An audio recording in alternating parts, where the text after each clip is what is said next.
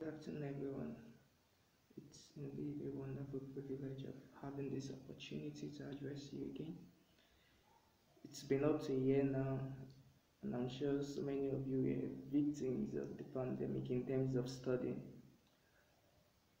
But it's with a grateful heart that we have this opportunity, and for today's series, I'll be making a recap on the nature of law, the features of law, and the theories of law. So please do endeavor to follow me as I'm just going to make a brief sum. Everything is basically a summary because we've been taught earlier on just to refreshing our brain, our memory on this topic. Then we'll get into the subsequent topics as each series unfolds. So for today, legal methods, a recap on the nature and theories of law. So it permits me to tilt. I guess it's better now. So, from the nature of law, basically, we all know that when you're talking about legal methods, we must be conversant with the two topics. I mean, with the two words itself, legal and method, where legal itself is an adjective that has relationship with law, and methods is an organized way of doing a particular thing. And as noted in the second paragraph, that there is no definition of law, as there exists multifarious definition by various philosophers, jurists, and schools of thought, and the perspective of each jurist philosopher selected will be discussed as this teaching unfolds. Now we move quickly to the features of law. Law basically is a body of rules made by an institution, a body, a person that is vested with the authority to make those laws one, and those laws in itself are binding to and has the capacity or set up machinations in terms of enforcing those laws. So now the first feature of law is a body of rules. Like I explained, it consists of different rules, not necessarily contained in one source but in various sources.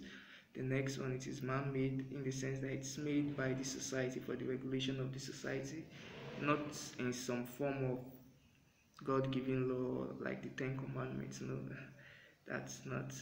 Law has an element of coercion. When we're talking about coercion, it has the capacity to it has the capacity to enforce those rules in terms of sanctions, the ability to use the instrumentality of force, to use the instrumentality of the legal system, to use the instrumentality in terms of administration of the law in bringing about total enforcement of the law.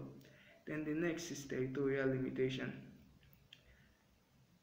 While law in its sense, it's binding and extends in its application across a particular geographical territory, it does not extend. Having regards to the principle of sovereignty, a law can just apply within the territorial confines of a particular society. And a perfect case in this regard, like I cited here, was Holman versus Johnson, that has to do with the plaintiff smuggling, knowing fully well that tea is not allowed, tea is unlawful in England, smuggled the tea, and then in the process of trying to recover the money involved, the defendant objected that it is illegal, that the contract and transaction is illegal. The court, having regard to the principle of sovereignty, said that no, you can't by implication extend the law applicable within the confines of England to the plaintiff's territory. So, and the last is dynamic in character. Law is not static. Law is dynamic. It changes, it evolves. Just using the pandemic now, a lot of regulations limiting distancing, putting barriers as to how we could, unlike the normal way where there was no law regulating our social interaction and social relationship, but now we have a lot of barrier, certain distances, and in terms of contravention, the element of coercion is at the end of the gun. Then the next one is theories of law. Yes, there are several theories, and starting with is the positivist school, the pure theory of law, the natural law school, historical law school, sociological school, utilitarian school, functional school, and realist school. I'm just going to make it brief. Yes, talking about positive law, we know that first of all, positive law, you can't talk about positive law without talking about John Austin, and that is why in trying to analyze each of the theories of law, I adopted the method of a method starting with the background slash underlying philosophies, then I identify the major proponents, then I identify the criticism, and it is under these three headings in which I discussed essentially all the theories of law. So for the positivist theory, having regard to the background, positive law derived from the word posit, which means to put or to place, and basically positivist theory focuses on command, the law as a form of command with element of sanction, and the chief proponent is John Austin. Let me just quickly run through some of the highlighted philosophies under this principle. It is the law put, placed, or imposed upon the situation by the ruler. It is any law made by one legally empowered to make rules having binding effect on the population. And like I said, John Austin is the proponent, and in his proposition, he stated, one, there must be, for law to be law, there must in effect be the existence of a definite sovereign. Two, the absence of legal limitations in terms of the exercise of power. That is, in exercising those power, there are no limitations as to which such power can be exercised. And three, that the exercise of coercive power coupled with sanctions thereof compels obedience amongst the subjects.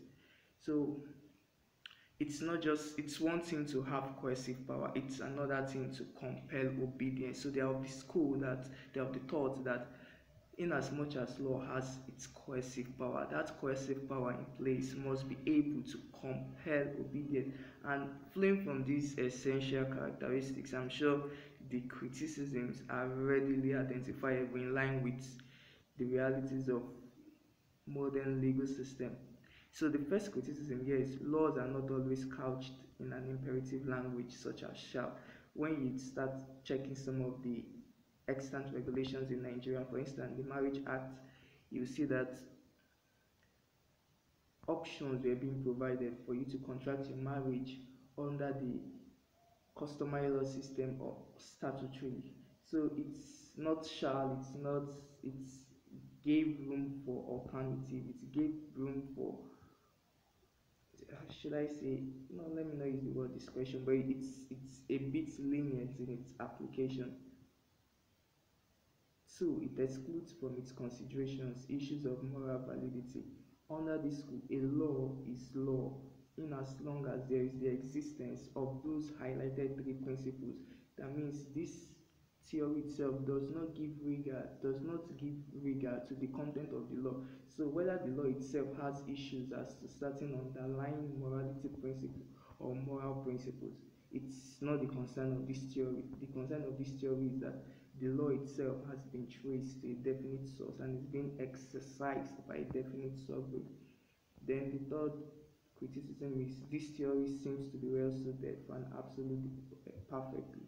It is totally suited for an absolute dictatorship because you can't just, first of all, law is an aggregation of shared morality in the sense that it's an aggregation of shared custom, because law it has to be peculiar to the society in which it regulates. So excluding moral content, excluding norms, and just focusing on the validity of the law in terms of definite sovereign and unlimited exercise of the power is superfluous. And then obedience to law is not solely based on fear of sanction. Yes, obedience to law is not solely based on fear of sanction, because you can decide, because let me give an example.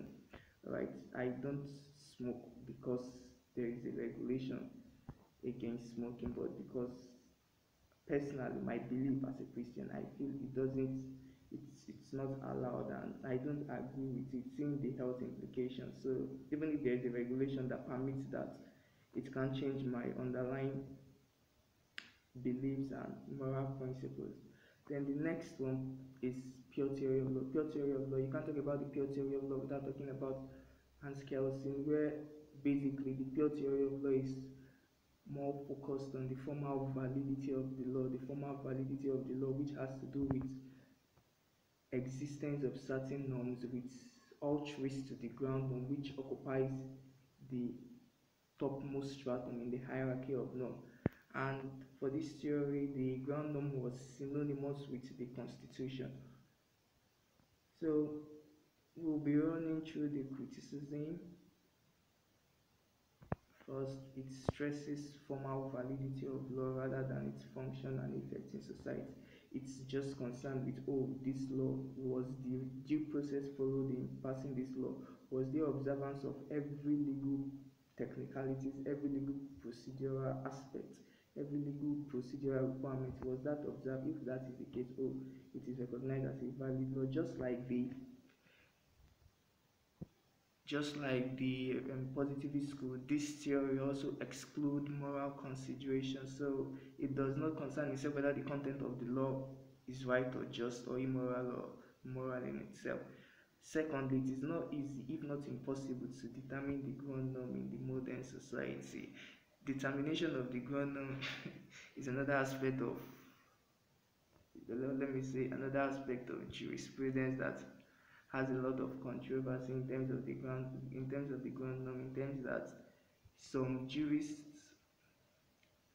have traced the ground norm to the constitution, others are of the view that the ground norm is in the people, others are of the view that the ground norm can be traceable in different periods and different history to different arms of government, each of them with their criticism. I feel you have discussion on that in your final year during jurisprudence.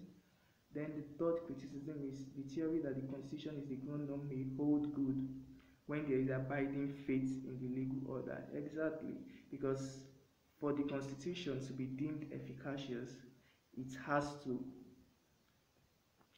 there has to be some level of obedience, some level of compliance by the citizen. That is, the citizen must be in the habit of obeying the law to show that, oh, they recognize this law as being in conformity with their norms. Then the next one, natural law theory. Yes, natural law theory in its basic term means what is fair, just, or right.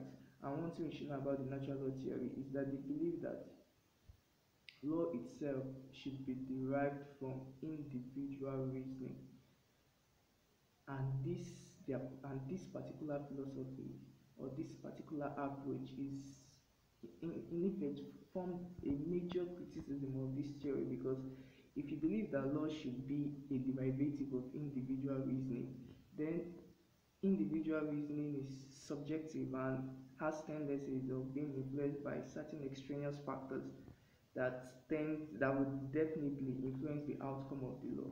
The major proponents in this school, that's Zeno, Thomas, and Aquinas. And let me run through the criticism. Okay, the first one: why natural laws serve as a test for the validity of man-made laws. It, however, stresses what ought to be done and not necessarily what is done. I feel that is self-explanatory. Then the natural law conception of right reasoning, like I said, reasoning as a legal guide has been strongly criticized to the extent that individual reasoning can be subjective, prejudicial, and biased.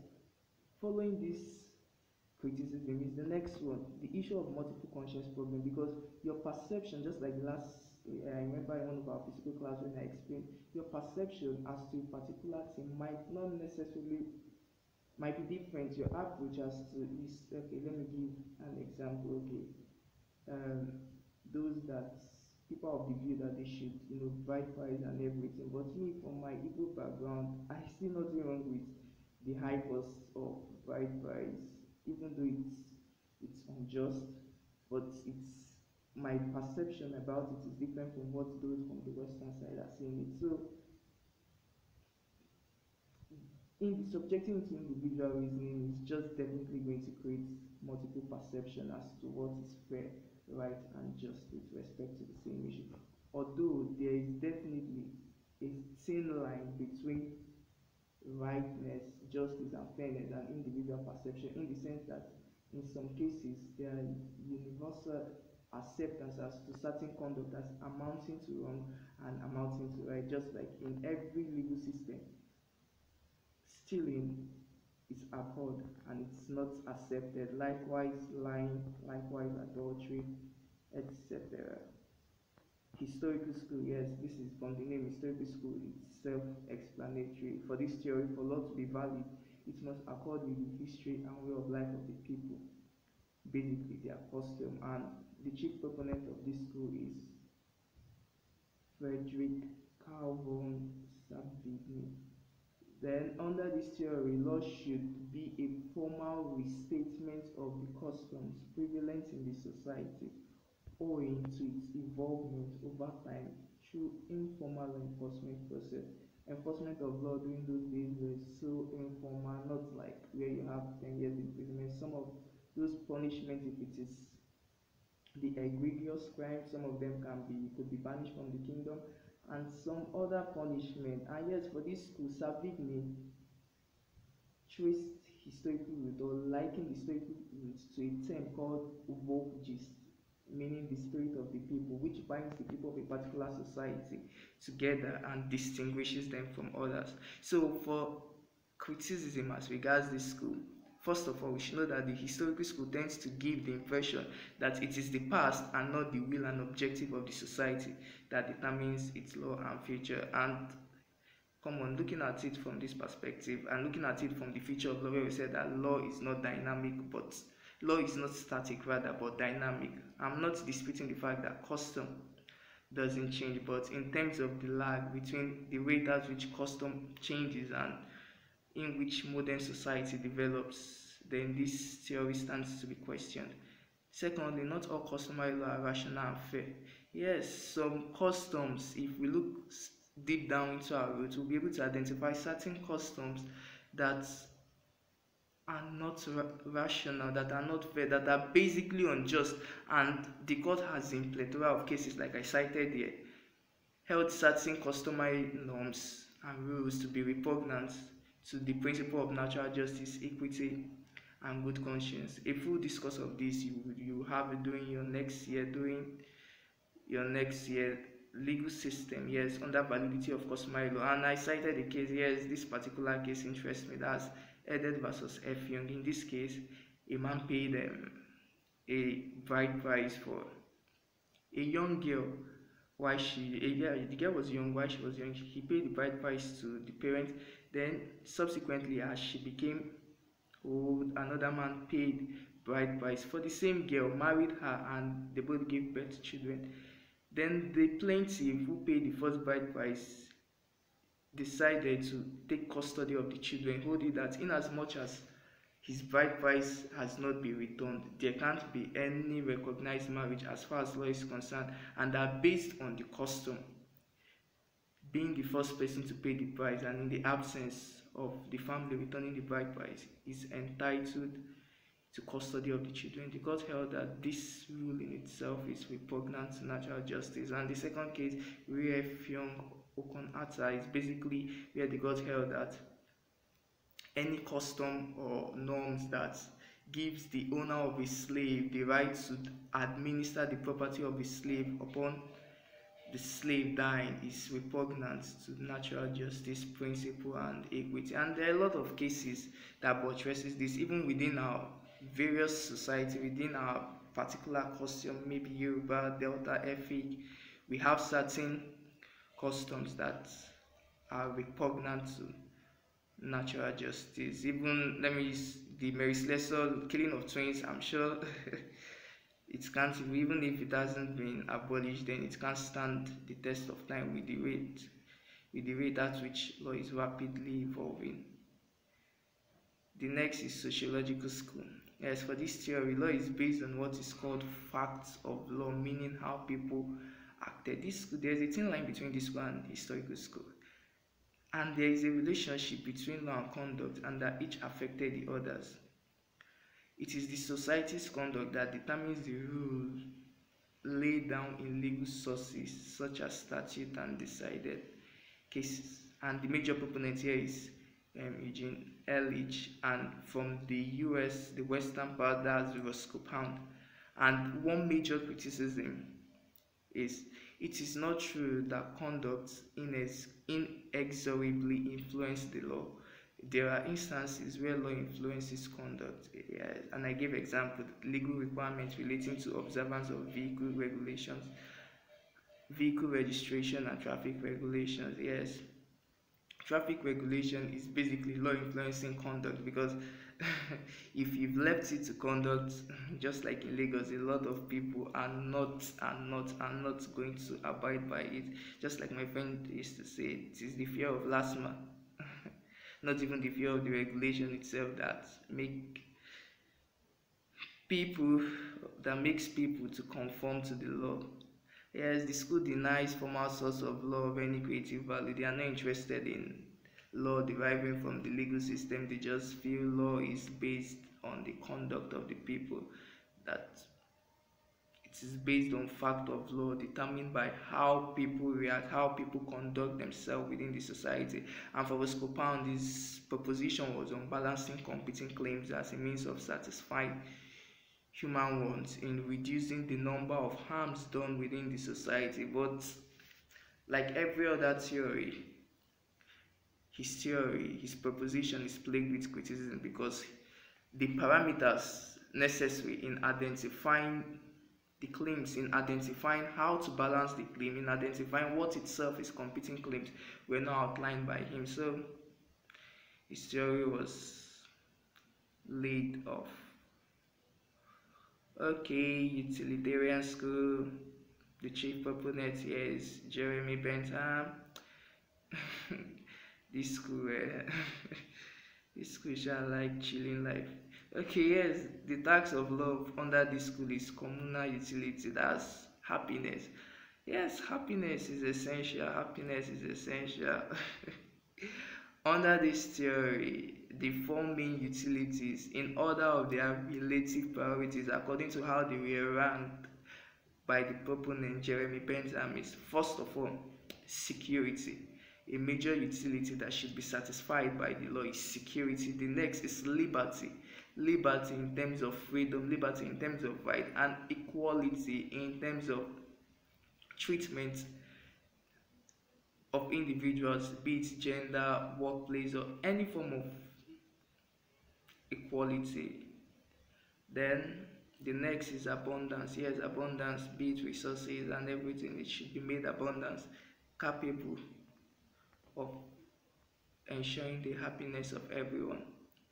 Then the major criticism of this case is that it fails to solve the problem of how the balancing of both individual and communal interests can be achieved. Because sometimes when all these people are just giving propositions, I just wonder whether they don't take cognizance of the lacuna, because some of them just evolve in total disregard of previous theories. Okay, this is the criticism of this first theory. How can I develop my theory to fine-tune it and get rid of the criticism of the other theory? They just come up with their own theories and feel that is what it should be. Then the next is functional school. The functional school is founded on pragmatism. It is basically, the functional school basically focuses on courts, like court as lawmaker, court as having so much. The functional school in fact vested a lot of power on the courts. Yes, let me look at the third point. Law is viewed from the standpoint of a bad man, saying that the bad man does not give two foots about legal theories. All what he cares about is what the court will do with respect to a particular matter.